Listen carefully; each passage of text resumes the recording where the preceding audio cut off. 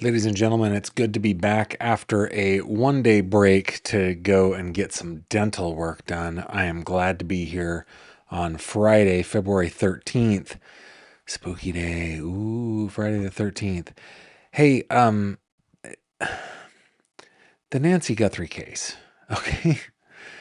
There's so many questions, and typically I'm kind of hey, let's just kind of ride the wave and see what happens here. But I've just got so many questions on this case, and I'm hoping that you and I can spend the next hour together trying to figure some of this out. Man, there's a lot of new information in this story, and we got to go through it all. So let's do it. Stick with me.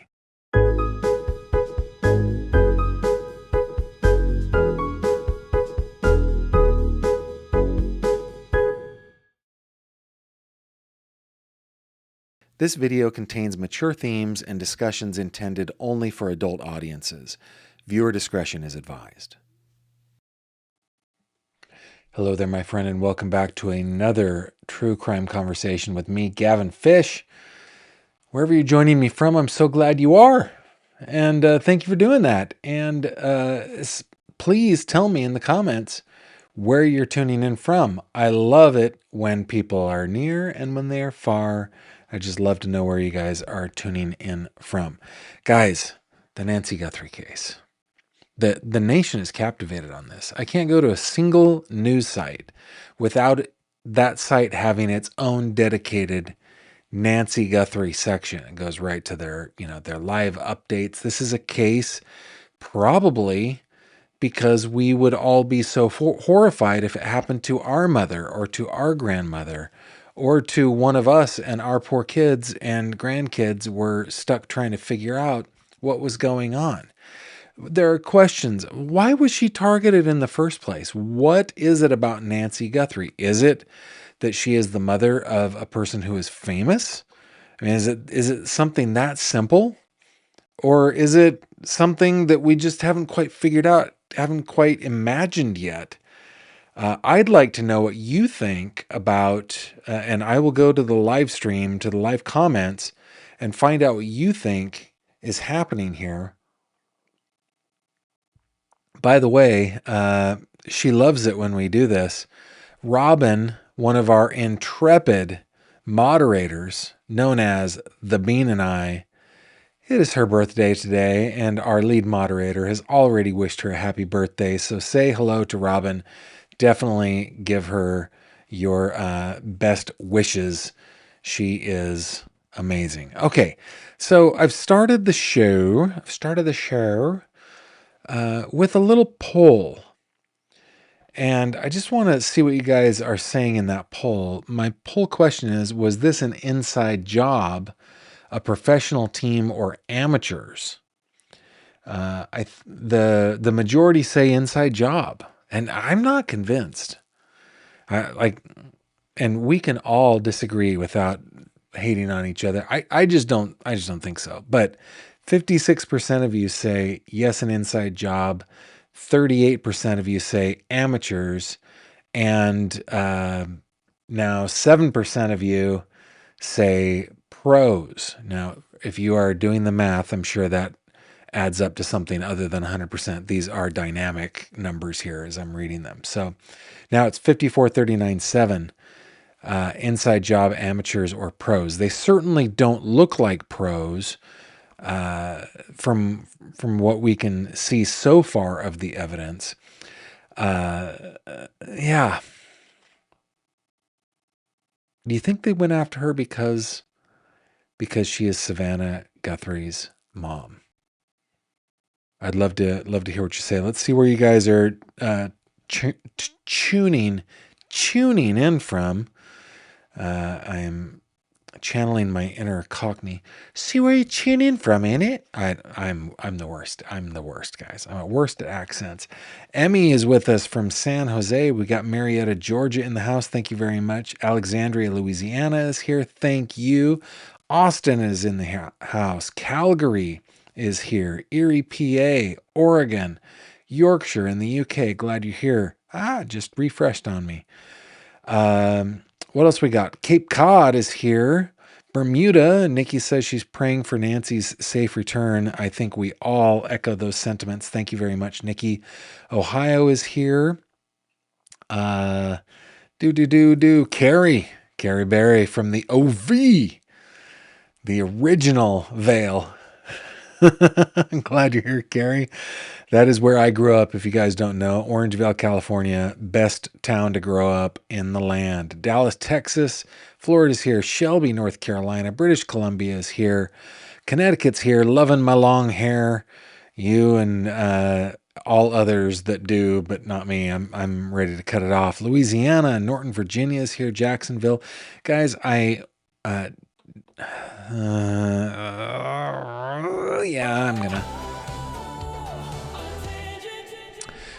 saw a comment on Spotify. By the way, if you're listening on Spotify, thank you very much. I really deeply appreciate the follows. If you are not following me on Spotify, I invite you to do so. Just head on. There's always a link down in the description. Anyway, what was I saying? What was I? Oh, the hair. I need to take pictures. I need to get portraits. Now, portraiture happens to be something that I love to do and I'm set up to do. And I need new portraits because I don't look like I once did, right? The hair is long, the face is thinner, but I just look so unkempt. It doesn't matter what I do with my hair. I just look like what my grandmother would call a long-haired hippie guy. Anyway, Pima County is here. Glad you're here. Bogota is with us. Thank you for being here. PA, Lake Ozark, Waco is here. I am so busted, Robin. Happy birthday. Happy birthday. Yeah, thanks for tuning in, guys, wherever you are from. And thank you for taking care of Miss Robin, the very bean, and I. Okay, let's start with some breaking news now that we are, 7 minutes into this. I don't know that it's all that breaking, but kind of what happened today. You guys know how I feel about TMZ, not TMC. Well, I feel about the same way toward TMC as I do TMZ. They're a celebrity and a gossip site, but they are involved in this because they keep on getting notes. Quick couple of things from TMZ before we get into a little more meatier fare, a little more iron in it. TMZ receives a third email in Nancy Guthrie kidnapping demanding a higher reward. Not demanding. It says TMZ just received, and this happened earlier today, TMZ just received a third email from the man who claims he knows the identity of Nancy Guthrie's kidnapper, and he has upped his price. The emails say he's contacting... Gavin, slow down, man. Slow down. Javi, make me slow down. Give me a reminder in the old earbud, will you? The email says he's contacting TMZ because he doesn't trust law enforcement. I imagine you wouldn't. He's essentially using TMZ as an intermediary, telling authorities, you don't trust me, I don't trust you. He suggests the reward being doubled to $100,000 was a move designed to discredit him. Oh my goodness. What is the word? Narcissism much? Okay, as we reported, the man demanded 1 Bitcoin to give up the name and location of the kidnapper. That Bitcoin, currently worth about $68,000. Now he wants $100,000. He wants that FBI reward, and here's how. He's asking for a fraction of a Bitcoin worth $50,000, and in return, he will give up the information, and then he expects another $50,000 in Bitcoin. Well, this is the world's most brilliant criminal. I mean, you are a mastermind, sir or madam. He promises not to withdraw the first $50K until the kidnapper is arrested. There's another important change. He says when he gets the initial payment, he'll give up the name of the individual. Oh, no, the name of the main individual, of course, referring to the main individual, clearly suggests there are accomplices. He refers to the current state of Nancy Guthrie. We will not be specific. So Some genius is going to find himself in prison. You guys saw that Derek, what's his name, who was the first guy to be arrested for, putting in fake ransom demands, has been indicted. Not indicted, arraigned. I can't remember. But anyway, just so dumb. So dumb. Now, I mean, maybe, and I'd like to know what you guys think of this. Maybe I am dismissing him too quickly, or her. I don't know. I feel like it's a dude. I just feel like it's a dude. It just feels so stupid. But okay. Second thing that TMZ is reporting is, hey, there's another video that was posted to the Neighbors app on Rings. Cops investigating new video. Suspicious man near Nancy Guthrie's home 1 week before abduction. Now, near is relative, as we will learn as we read. But here's a screen grab. In the video, which I did not prepare to show you guys, you can go to TMZ and see it. He appears to be like in overalls, backing up toward the camera, trying to not show his face. Okay? So, new video surfaced in the search for Nancy Guthrie's kidnappers. A man in Tucson with a goatee who creepily approached a doorbell camera 1 week before Nancy was taken, and TMZ has learned cops are giving it a hard look. The video was originally posted January 23rd on Ring's Neighbors app, and it shows the guy intentionally backing up to the front door of a home about 6.5 miles from where Savannah Guthrie's mother lives. So near. Okay, I'll give it to you. In the macro sense, it's near, but 6.5 miles. The man clearly didn't want to be seen, but the camera still got a good shot of him as he rang the doorbell around 5 a.m. Oh, this case. If it weren't so sad and it weren't so tragic, this is just reminding me of the dill holes in Oklahoma, right? It's just, oh my goodness. Such a dill hole. Yeah, so dumb. So you're backing up, you don't want to be seen, but you turn around to ring the doorbell at 5 a.m. Oh, it's sad and tragic. I'm not laughing at the case. I'm not laughing at the situation. I'm laughing at the dill holes that seem to be surrounding this case. Okay. A high-ranking law enforcement source connected to the investigation tells TMZ the FBI and Pima County Sheriff's Department are aware of this video, and they're treating it as a potential lead. The dark-haired individual does have facial hair that seems similar to the person seen in the FBI released images captured by Nancy's doorbell camera, and then blah, blah, blah, right? So you can check it out on TMZ.com. It's so dumb. There are so many dumb people. Guys, maybe I'm just down on humanity right now. Maybe I just need to take a break. Hold on. Such a dill hole. Yeah, oh goodness.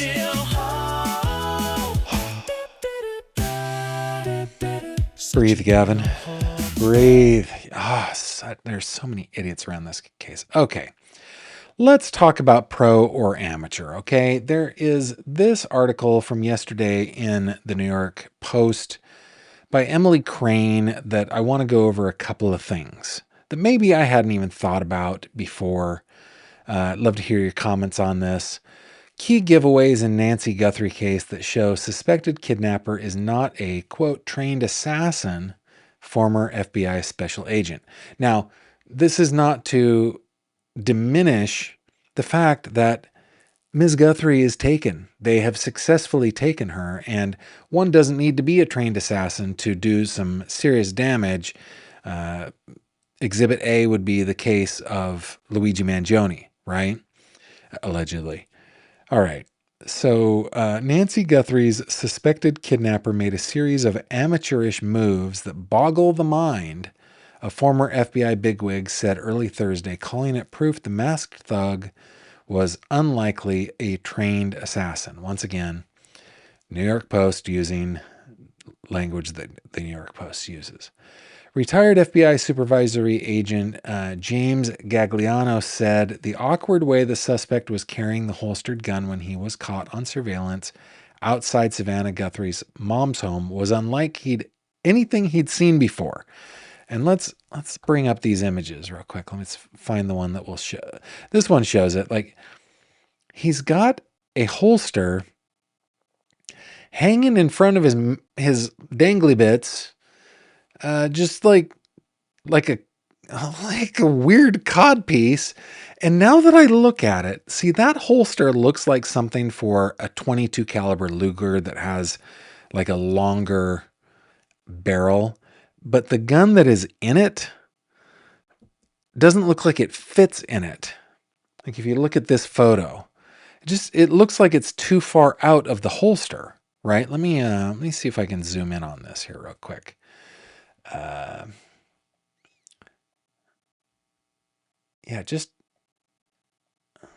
it looks like it doesn't fit. And I hadn't clocked that before I read this article, right?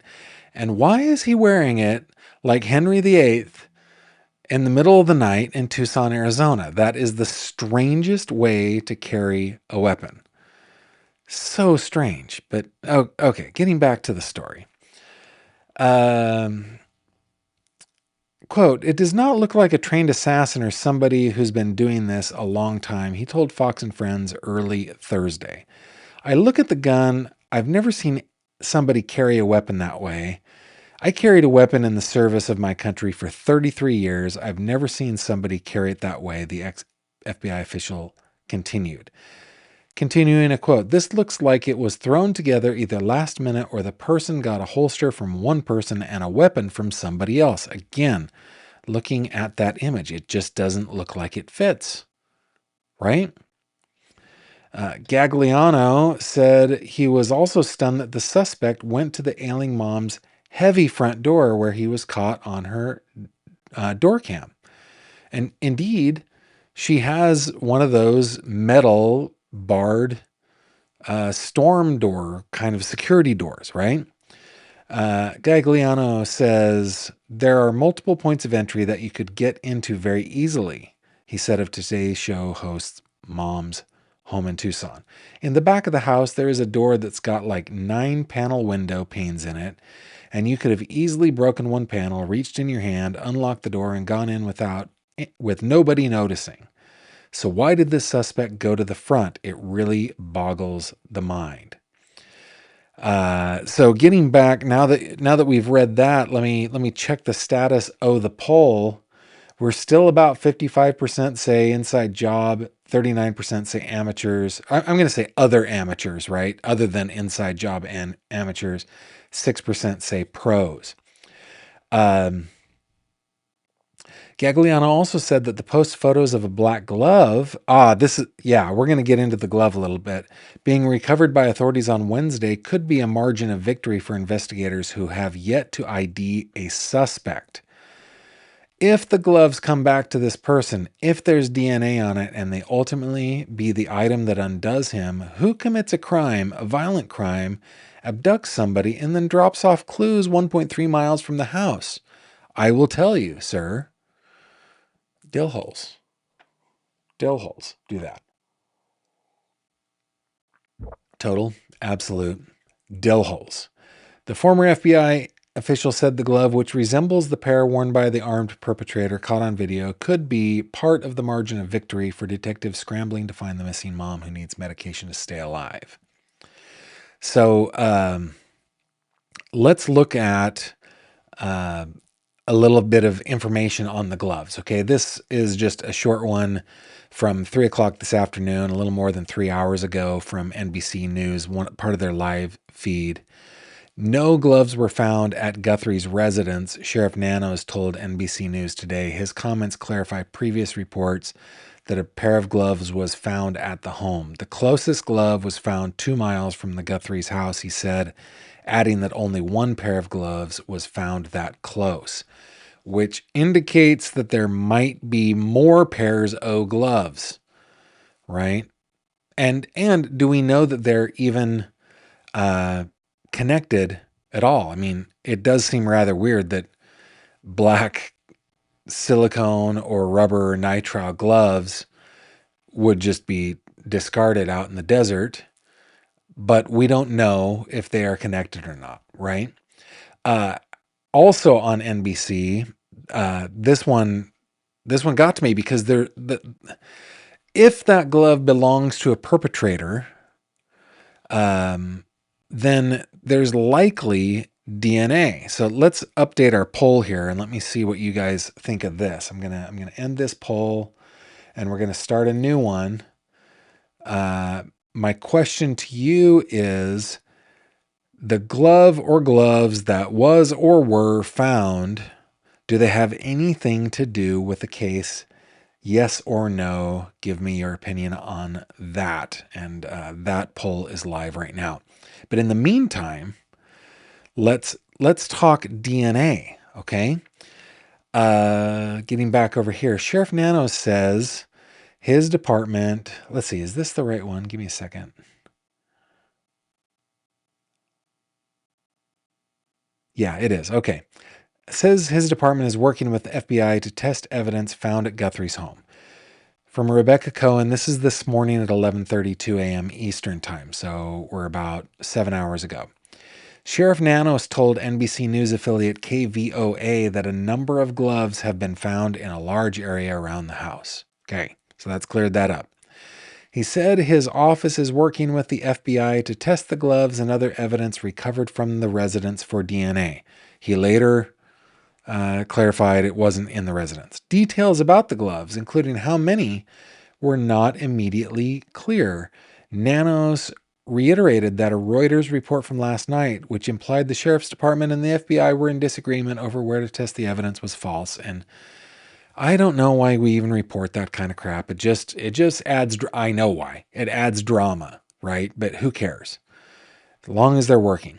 He explained that when evidence comes across his desk, he shares it with the FBI, which conducts analysis, and then the FBI then shares those analyses with the sheriff's department. Nano said similar procedures were underway with the purported ransom notes allegedly sent to news outlets over the last 2 weeks. This is the paragraph, guys. This is the paragraph. Ready? Why did that? Let's do it this way. I'm going to highlight it. Nanos also said officials took cheek swabs from different individuals we've talked to along the way. That last part was a quote for those of you listening, which means they have DNA samples from people investigators might be interested in.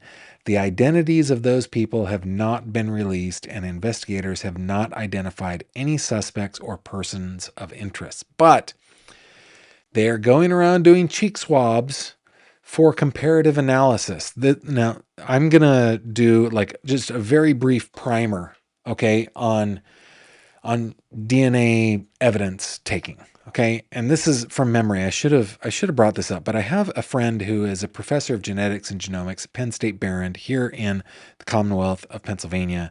He's told me all about this. He teaches forensic DNA and forensics. What, I don't know the name of the course, but I've attended one of those courses. Anywho, there are two different ways within law enforcement that DNA is tested. Okay. One is called, oh man, I'm going to have to remember this. One is called STR analysis, if I remember, simple tandem repeats, STR. And the other is single nucleopolymorphisms, SNP, SNAP. So there's STR and there's SNAP. Okay. I can't remember which one is which, honestly. I think it doesn't matter, but there are two different ways to test for DNA. Okay. One of them is a one-to-one match. This, when we hear CODIS, for example, CODIS is a database that the FBI manages that is available to all law enforcement, where they take samples and they do an analysis on it, and they look at very specific parts of the genome. So to me, that means that it's probably STR. I can't remember though.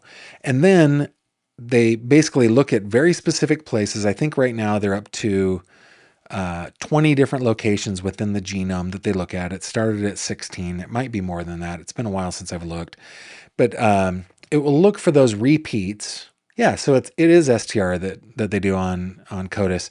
It will look for those repeats. It will clock them up, and then basically it creates a way to compare one-to-one, person to person.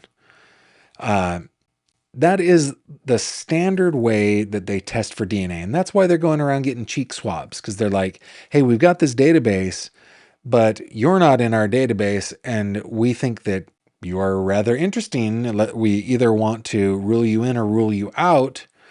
Will you submit to a cheek swab? And they're going and doing that, and then they will test those. They will run the STR analysis. They will map out those different loci, and then, or loci, however you say that, and then they will one-to-one compare and see if that person matches any of the DNA samples that they have from the crime scene, if they have them. We imagine they do, based on, this paragraph. Okay. The other way to do it is through what we now refer to as genetic genealogy, right? So instead of looking for those single tandem repeats or simple tandem repeats, now I can't remember, they're looking for the nucleotide polymorphisms, which are basically, they're parts of our DNA that tend to, what is the word that I'm looking for? Tend to mutate generationally, right? And they tend to be passed down. Those mutations tend to be passed down. And this is where they're able to see, okay, this person is sixth cousin 4 times removed of this person. They're able to connect that genealogy. So it appears what they're doing right now is step 1, which is kind of the CODIS way of doing things, looking at these 20 loci, trying to figure out one-to-one matches. So to me, this is terrific news because it means they have DNA. They have DNA from the scene. Now, do they know what that DNA is? It could be that Annie and what's his name? Annie and Tommaso were in the house. It could be grandkids. It could be the pool guys. Did you see the weirdness that like the pool guys were at the house today? It could be all sorts of different things, and maybe they're finding DNA and they're getting cheek swabs of people that were already at the house just to see, what they can find, see if there's any foreign DNA, see if we can, rule in or rule out anybody within the immediate family and the people who work on the house and so forth. But I think that's good news. I do think it's good news that they have been able to clock some DNA. Now, let me go over to my question, which was back to the gloves. The gloves that were found, do they have anything to do with the case? 58% of you say no. 58% say no. 42 say yes. I feel like a mile and a half away, 2 miles away from the house. Well, I mean, maybe stupid criminals were feeling like, oh, we're far enough away, I can just go ahead and discard these. Bunch of litter bugs. Did you not grow up in the 70s? Did you not see that commercial? You know that commercial. You know the commercial. What are you doing littering out there? Oh, tangent here real quick. Some people just hate the tangents, but we got to go on a tangent here real quick. Guys, in 2026, I've decided that I am going to read 6 classics. From memory, those are Tale of Two Cities, Huckleberry Finn, Fahrenheit 451, Of Mice and Men, and then I'm going to do El Gaucho Martin Fierro, which is a Argentine classic. I read Of Mice and Men yesterday. It didn't take me very long. Didn't realize how short it was. But What the crap, George? Why are you throwing cans into that beautiful little clearing along the water? Yeah, it was just a thing in the 30s, I guess. Just a thing in the 30s. But I mean, maybe law enforcement is lucking out and litterbug, stupid dillhole criminals are tossing nitrile gloves out into the desert as they're getting away with Ms. Guthrie in tow. And then again, maybe not. Maybe that has nothing to do with it. I don't know. Thank you. I'm going to go ahead. So it's 55-45 now. I'm going to go ahead and end that poll. Thank you for your input on that. Okay, let's go to the next little piece of evidence. Oh yeah, I mentioned this earlier, but the man responsible for sending fake ransom note is going to be arraigned. Well, it was set to be arraigned today. I imagine it's already happened.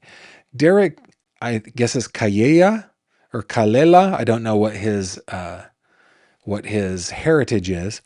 The man who has been arrested and charged with allegedly sending a fake ransom note to the Guthrie family will be arraigned in federal courthouse in Arizona today at 4 p.m. local time. So that happened. That was scheduled to happen about 33 minutes ago. He is accused of allegedly texting a fake ransom note to the Guthrie family, demanding money in exchange for their missing mother. And I honestly cannot, I cannot think of a lower thing to do as a human being. I can't think of a lower thing that you can do as a human being. I cannot. Why do these, tell me in the live chat, why do high profile cases like this attract such stupid opportunists? And could this slow the investigation? Like, could this person be held responsible for if Nancy Guthrie dies because she was held 10 minutes longer than her poor life could sustain? Is this guy responsible? Would this guy be responsible? This is a hypothetical situation. I just cannot believe the lowlifes. Why do high profile cases attract so many dill holes? Kills me. Okay. The last article that I want to bring to you was published yesterday. I wanted to go over this yesterday really, really badly because there is a debate about privacy in the United States versus security. Now, I have my own position on this. I'm sharing this just as a thing to think about, not necessarily to push my agenda. I just thought that it's a terrific article by Kevin Collier at NBC News. Okay. And let me just say that whatever your position is, whether it's different from mine or not, doesn't matter. There are options for you if you want good security at your house that could be used by law enforcement if needed, but does not require a subscription. And no, this is not a segue into a sponsored piece. It's not that. Okay, there are products that you can buy that are not connected to the internet, that are completely secure and completely private. Some of them come with redundancy. You do not have to. Don't think that if you're going to add security to your house, you have to do like a Nest camera or a Ring camera, or what are some of the ones that are really popular right now, like Simply Safe or something like that. You can do it offline and have a terrific system that is 4 and 8K color in the dark, really good technology, and it's becoming cheaper and cheaper by the day. Okay. Kevin Collier writes, the FBI's publication of videos from Nancy Guthrie's Google Nest doorbell camera has reinvigorated questions that have dogged big tech companies as they have become a larger part of people's daily lives. How much data are these devices collecting? What happens to that data? And is it ever truly deleted? FBI Director Kash Patel said Tuesday that the footage had been recovered thanks to the Bureau's work with private companies, coming after Pima County Sheriff Chris Nanos said the video was unavailable because Guthrie did not pay for a Nest subscription. While the details are still unknown, Patel said in an interview with Fox News on Tuesday evening, quote, "We were able to execute lawful searches and go to these private sector companies and expedite results and then go into their systems and actually excavate material that people would think would normally be deleted and no one would look for. The capture of those videos was a relief, offering authorities and the public some information to use in hopes of finding Guthrie. But it also underscored how these systems can collect video even if people might not be aware that they are doing so, and that modern systems that power these internet-connected devices can be harnessed by law enforcement even when that data may not be available to the users themselves." Ashken Soltani, former head of the California Privacy Protection Agency, the state's privacy regulator, said that customers don't often realize how much data they are sharing with the tech companies, sometimes prompting a backlash. "I used to joke that privacy problems are essentially surprise management on the part of companies, since typically most consumers don't understand how their information is collected and used, particularly passive collection," Soltani said in an email. "And when consumers do realize, it's typically not favorable on the part of those companies. Those concerns have only been heightened by the advent of advanced artificial intelligence technology that can comb through large amounts of data and identify everything from faces to license plates." So, this is something that we need to, we just need to have in mind. Like, if, my wife and I recently bought a TV. We bought a big TV for our bedroom. We haven't had a TV in our bedroom, I don't think, ever. And we had found ourselves like laying in bed together, each with a device in front of our face. And like, that's why are we living separate lives together? So we bought a TV. It was cheap. It was so cheap. And it's 4K. It's built by a very good, reputable brand. And it was the 2025 model, and we bought it after New Year's. And so we got it. I think we spent less than $300 on this thing. Okay. Now, why is that thing so cheap? It is that cheap because in order to use their smart service on the TV, you have to give away your privacy. When a product is free or too cheap, like below what you think it costs to manufacture that thing, that means that you are the product. Okay? You have to remember this. Now, I went into it knowing I am the product and I'm comfortable with it, right? I mean, I used to work in the advertising and marketing world. The granularity of the data that I could get on a household, like at that address, what can I advertise to them? In that house, that's not like a radius of an area or even a geofence of a block. We were able to get granular data down to the house. So just know that if you subscribe to Nest or you subscribe to Ring, or even if you don't have a subscription, part of the terms and conditions that you agree to is you're sharing that data.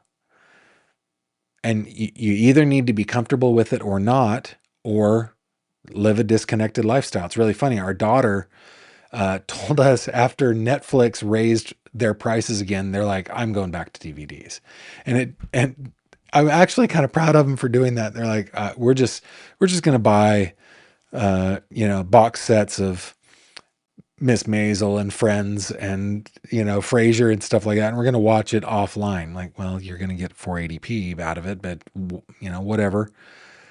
But they've made that realization. Like, I don't want to pay all this money and be advertised to. That was one that it bothered her too, is on Amazon. She's like, "I'm paying for this and there's advertisements." So anyway, just be comfortable knowing that you're the product.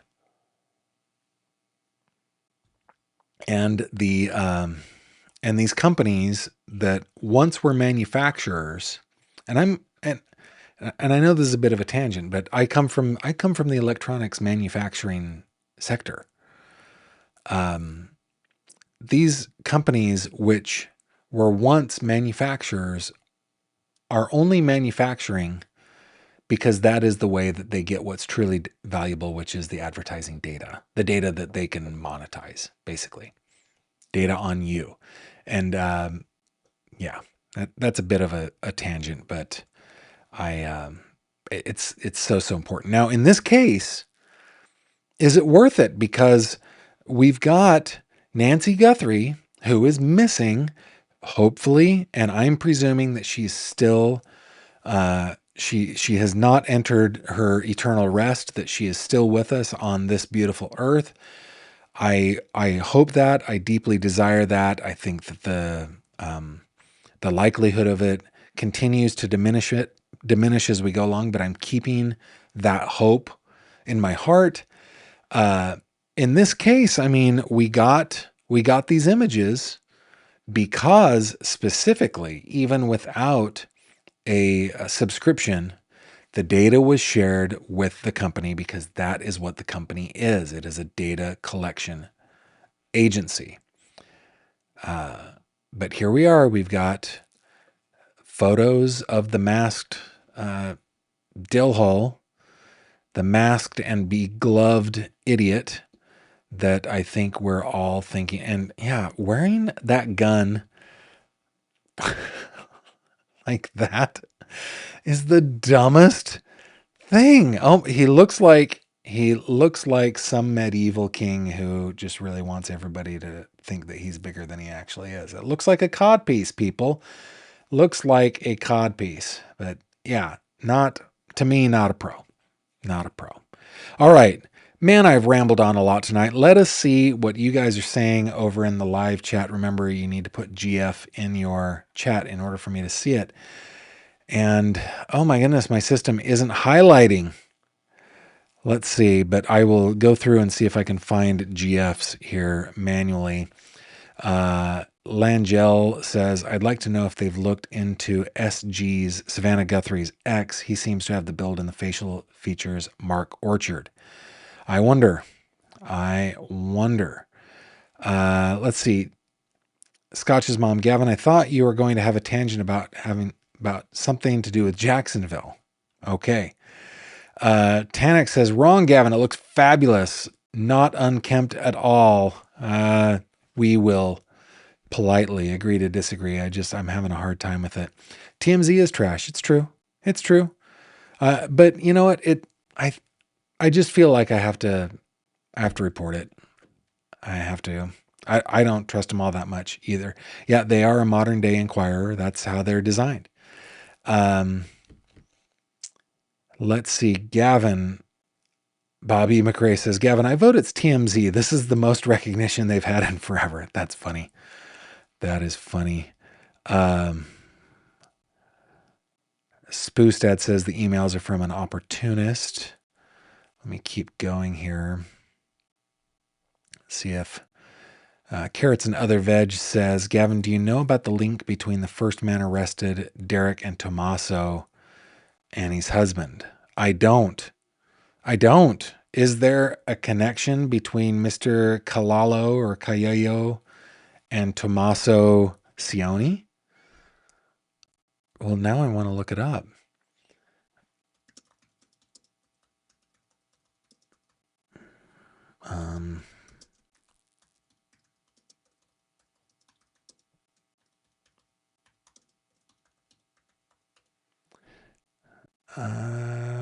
Let's see.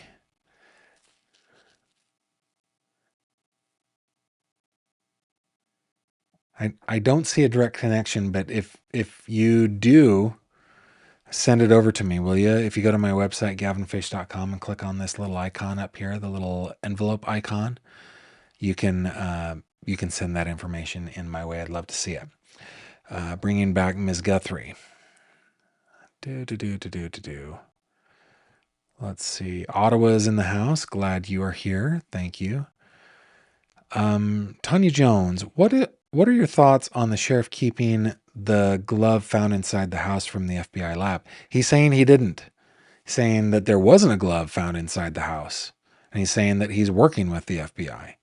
I'm I think that's just drama.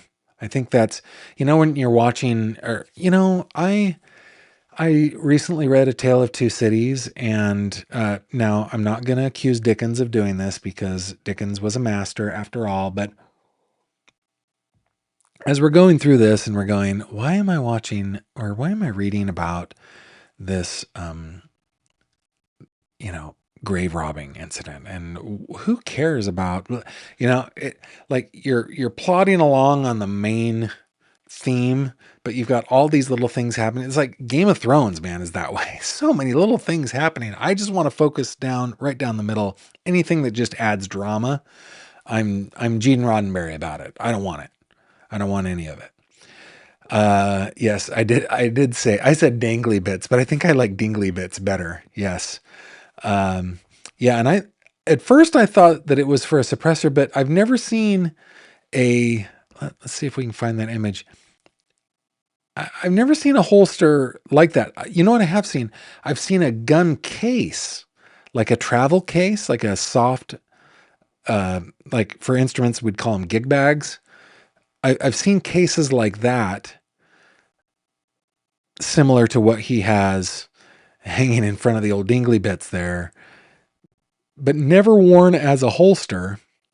And to me, it's not big enough for for some sort of suppressor, but that's just me. Who's the guy in the intro? Just kidding, but for real, would love to know your secret. Yeah, that is Fat Gavin in the intro. And this is still fat, but thinner Gavin. And my secret is I exercise 6 times a week, 3 times doing weightlifting, 3 times walking. And I am on a serious calorie deficit. That's what I'm doing. Okay, Tanya Jones says they said it's a semi-automatic and a revolver sling. I mean, maybe, could be, yeah. Henry VIII has entered the chat. Indeed, yeah. The best part of going to the Tower of London is the Henry VIII codpiece. It's hilarious. Bobby McRae, we need a song for Dangly Bits. Oh, okay. You guys. Let's see what else. I wish it was highlighting for me on the back end. Miss Chivo's Dragon says gloves probably blew out of the back of someone's work truck a day before they were found, not related. I think that's just as possible as it's just as probable as they were thrown out by. It's probably more probable. Probably more probable. Is that the right way to say that? I agree, but I'm glad that they found it. I'm glad they're testing it. Yeah, Jesse says, I heard there was no glove found in the house. Now, any truth to that? According to NBC News, there was no glove found in the house. And their reporting is quoting Sheriff Nanos. Let's see. Man, I just wish that it was highlighting for me. You guys have lots of great comments, but let's see. Yeah, give a hoot, don't pollute. Martine Fierro. Oof, that's a long one. Indeed it is. And I'm looking forward to reading it. Yeah, Brian Enton reported there was a black glove found in the house that was sent off for DNA testing. NBC News reported that no glove was found in the house according to the sheriff, and that's one of the things that we looked at a little bit earlier.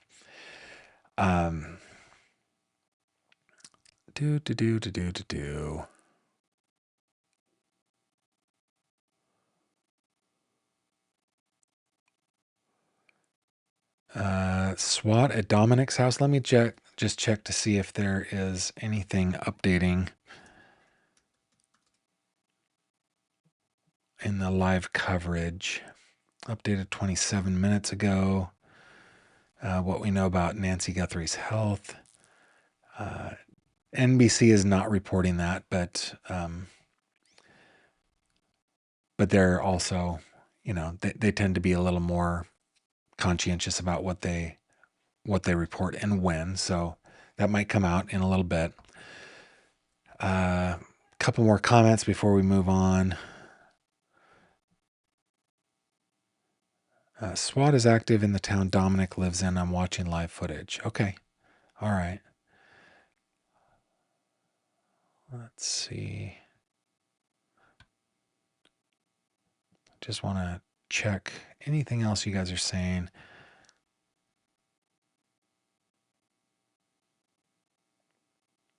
Gavin, the glove found outside could have been from law enforcement or investigators. That's possible. That's possible. Susan says, Gavin, appendix carry offers rapid access to the gun. I'm aware of appendix carry, but I've never seen it dangling outside the belt. You know what I mean? Like, if you're going to draw fast, at least for me, you need a secure holster. You don't need one that's like just kind of waving in the breeze, and that's what it looks like. Plus, if you run, and assuming he's a man, say you had to run, you'd be taking shots in the seeds over and over and over again. It's the dumbest place. I don't know. I don't know. Maybe I'm just being too immature about this. Yeah, and A. Heinemann is saying the same thing. Appendix carry is typically inside. Yeah. Oh, guys. All right. Thank you very much for all your comments. I'm sorry that my system today wasn't highlighting for me. I think I probably missed a lot of very good comments today. But you know what it's time for right now? It's time for 3 questions. It's 3 questions with Gavin Fish. Pow! Okay, in 3 questions, guys, I answer 3 questions that are submitted to me by you to the email address 3questions@gavinfish.com. 3questions@gavinfish.com. It is spelled out THREE questions, plural, at gavinfish.com. I have started, many of you responded to my last, when I said, hey, I'm down to like my very last questions here. I got lots in. So I've put them into my handy dandy little spreadsheet. And I've got some questions to go over today. And I realized, and by the way, some of these questions are going to be for you. Okay. I want to hear your comments on these, and then I'll give you time during headlines. Before I do, this next question requires that I do just a little bit of research. I'm going to go to my February 9th live stream. So I think that is this one. Yes, it is. Okay. Let me skip ahead and find a spot where there I am. Okay. Oh my goodness. Okay, here is the question. Today is Monday, February 9th, 2026. Are you wearing your blue t-shirt backwards? Tina asks. Well, let's go to the replay. Let's go to the replay and just see. Let's bring it up here. What do you guys think? Does my t-shirt look like it is on backwards? I think Tina might be onto something. That does look like there's the outline, the impression of a tag. It is certainly possible, Tina, that I was wearing my t-shirt backwards that day, all day, and didn't know it. So, great eye. Oh my goodness. So good. So good. Really impressed with the attention that you pay to detail. My guess is that Tina is a terrific investigator. I think that she did solve that one. Question number 2. How long have you been flying, and what is your favorite place to go? For those of you who don't know, I am a certificated private pilot. I got my certificate in the year 2000. I have been flying for not quite 26 years. I think I got it early in that year. I'm trying to think. I think that was the springtime. We're coming up on 26 years. I would have to pull out my certificate and take a look. I can't remember. But I got my certificate from the FAA, but I earned my certificate in Natomas, California, which is a suburb of Sacramento. And I flew at a little airstrip called Natomas Airfield, which is no longer there. It was adjacent to Arco Arena, which is also no longer there. And I flew in little Cessna 150s, 152s, 172s, 182s, and got my certificate. Then I started flying out of Auburn, California, Rancho Murrieta, California, a couple of other places. What is my favorite place to go? I don't care where I go as long as I am in the air doing it. And it's a bonus if I'm doing it with somebody I love. Now, Kimberly has not been in the air with me since 2000. She gets motion sickness. So our first date was a flight. I was not the pilot. We were passengers on a double date, and I've described that date before. It was picturesque, man, and she wasn't impressed. She's still not all that impressed. And then the next time she went on a flight with me was on a check ride so that I could rent a particular plane. And then the last one she went on was when our oldest daughter, who is now married and living with her husband out of state, when she was about 3 months old. But sometimes I take the kids up. Sometimes I go with friends. For me, it's just about the flight. It's not about the destination. What do you guys like to do? How long have you been doing your favorite hobby, and where do you like to go? Question number 3, do I believe in the paranormal? You know, I was going to do a little, just quick little research. I am a stickler for, let's see, we've got an update. I'm a stickler for definitions.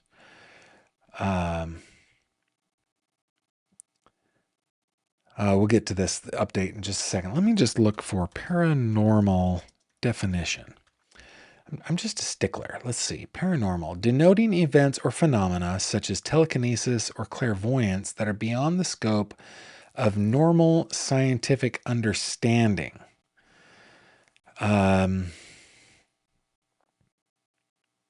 So do I believe in the paranormal? I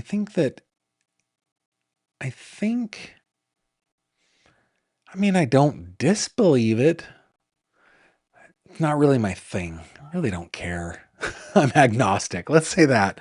I'm agnostic to like clairvoyance and telekinesis. It might be. It might not be. I just don't care. No, like if you're talking about like ghosts and stuff like that, again, I don't care all that much. I'm not afraid of it. I'm not excited by it. I don't care all that much, but sure. Yeah, they're probably spirits of our dearly departed roaming around, and are in some other dimensional space. I don't know, but yeah, it seems like a very dissatisfying answer. Dissatisfying. Gavin, you need to do better. Javi, make a note. Gavin needs to do better. It was a good question. It wasn't your fault, Bernie. That was my fault. I'm just agnostic to it. I don't care. Now I want to hear your answers to these questions. And I'm going to give you a little time while we go over some headlines.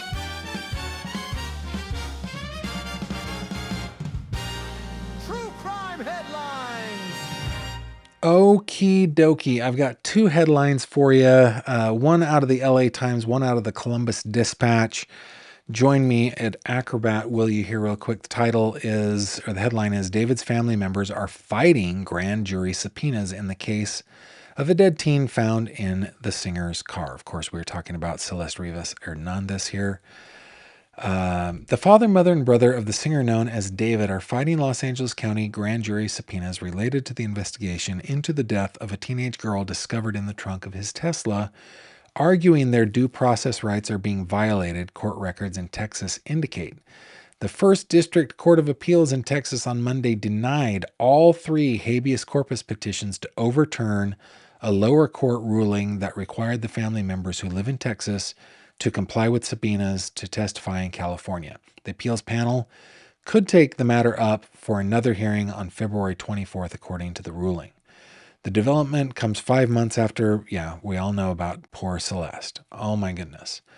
In November, prosecutors began presenting evidence to a grand jury described at the time as an investigative grand jury, according to a source who spoke on the condition of anonymity because they were not authorized to discuss the case with the media. Since then, numerous other witnesses have been called into the grand jury room to testify in the investigation into Celeste's death. Among those is one of the managers of David, whose real name is David Anthony Burke, a friend of David, Neo Langston, was arrested in Montana after ignoring a subpoena and was recently forced to return to LA to testify. So, they're fighting it. We'll see what happens. I'm sure that they will be in front of the grand jury eventually. Now, this one, I'm not going to read the whole thing. I'm just going to suggest that you go to the dispatch.com, the Columbus Dispatch, because this one kind of felt a little too close to home for me. And it has caused some introspection in me. Hopefully it will do the same in you, because I don't want to be guilty of what they describe, some of what they describe in this article. Okay. Headline: After Monique Spencer Tepe were killed, true crime reporters followed. This is written by Nathan Hart and Shahid Megan. And it says, in late December, Monique Tepe, 39, Spencer Tepe, 37, died after they were found shot in their home in Wineland Park.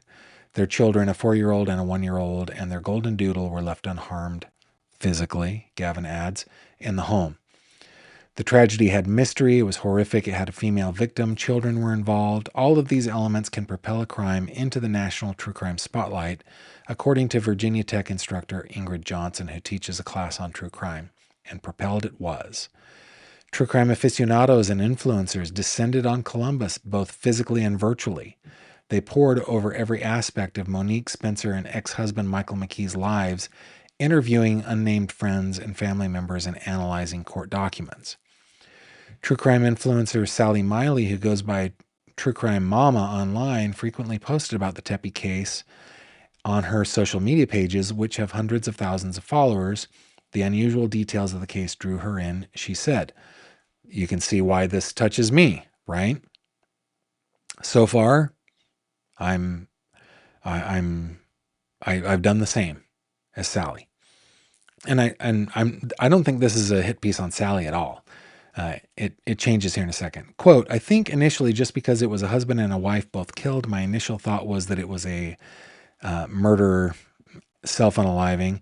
And the more I read about it, I came to the realization that that was not the case at all. It's such an atypical story, she told the Dispatch. Okay, and then let me just read this next part. I'm skipping down. The Tepe killings also drew the attention of less scrupulous social media elements. Misinformation and flat-out fabrications proliferated. Shady Facebook pages claimed to have the couple's last words, interviews with their children, or video footage from the night of the crime. One account shared a fake image of the slain couple, Spencer wearing a tuxedo, Monique wearing a swimsuit. Travis Dixon, a professor at the University of Illinois who studies stereotypes in mass media, said modern technology financially incentivizes people to post emotional, sensationalistic content, which can lead them to pursue true crime cases as potential revenue sources. Now, let me address this, because it is true that the right post, and now this has never happened to me, but the right post that goes viral, say on Facebook, and maybe it's just a picture, can bring in thousands and thousands of dollars to its publisher, especially in true crime. Okay. Revenue in the true crime genre is way higher than most genres in social media. So I guess the reason that I'm bringing this up is that I want to remind us in this community, in the fish tank community, and just all of us watching and talking with each other right now, that we don't want to be part of that.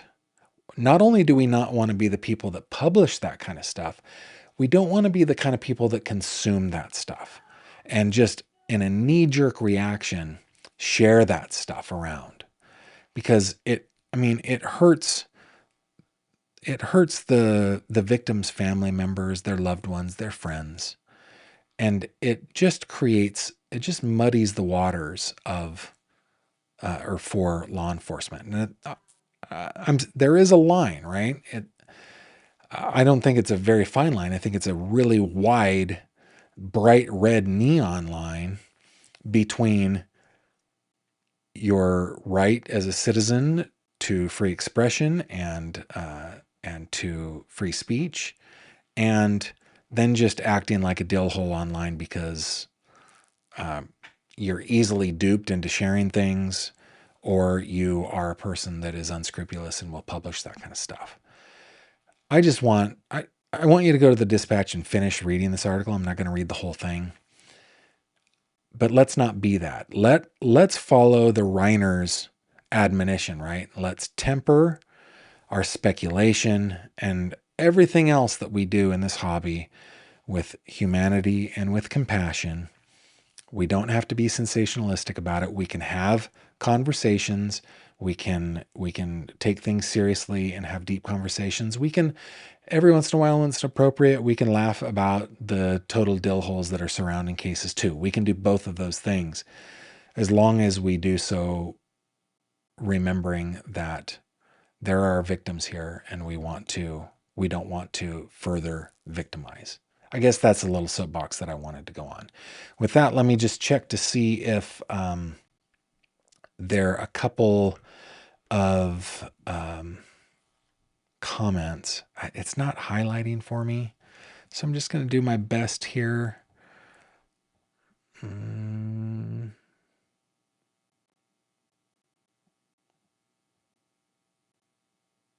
Okay. Do I timeshare my plane? No, you guys don't understand. Like, you got to send in the questions, man. Got to send them in.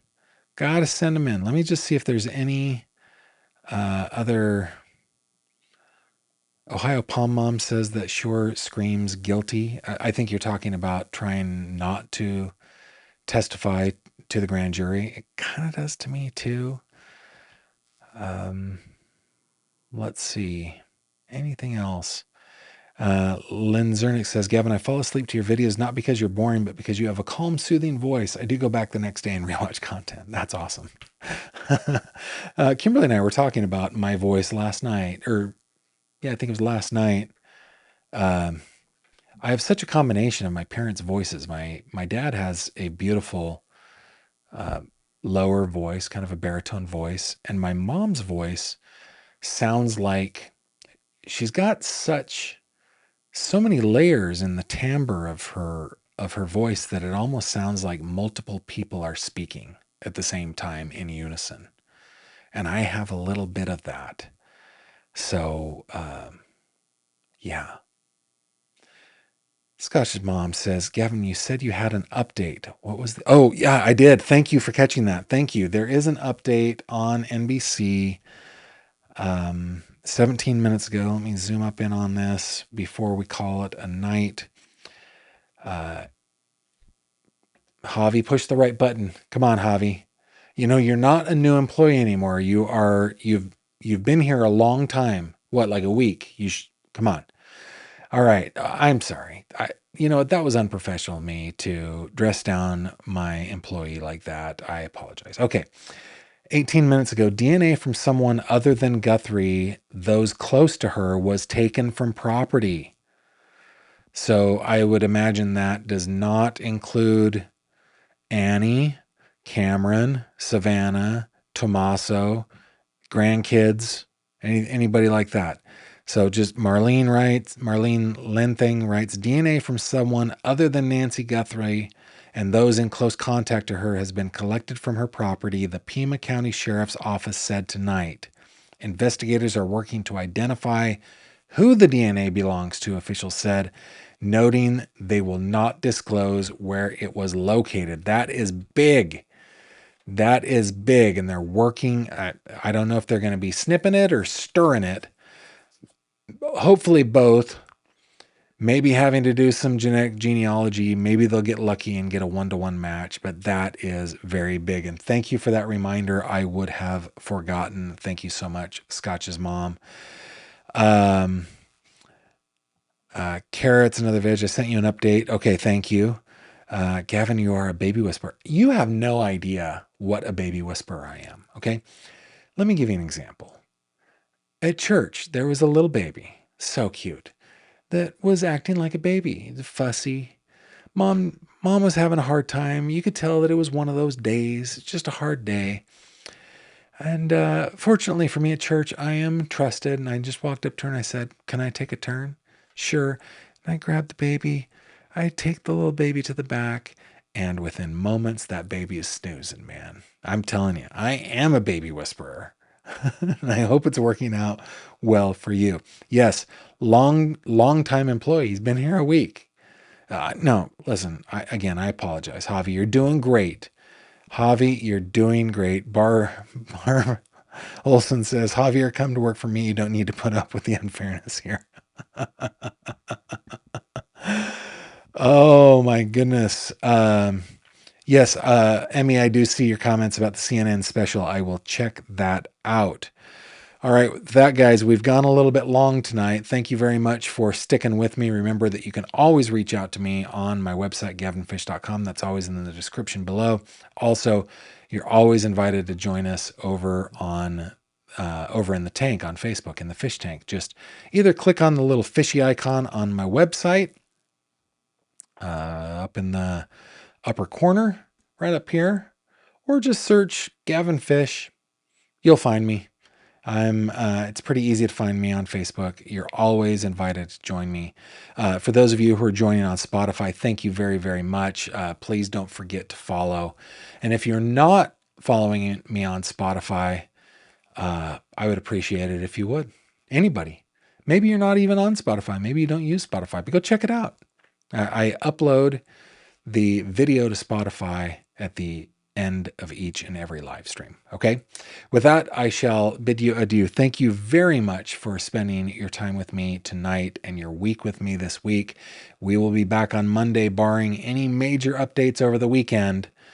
But so we might cut in over the weekend, but usually not. Usually I will see you once again on Monday. Until then, take care of yourselves and good night.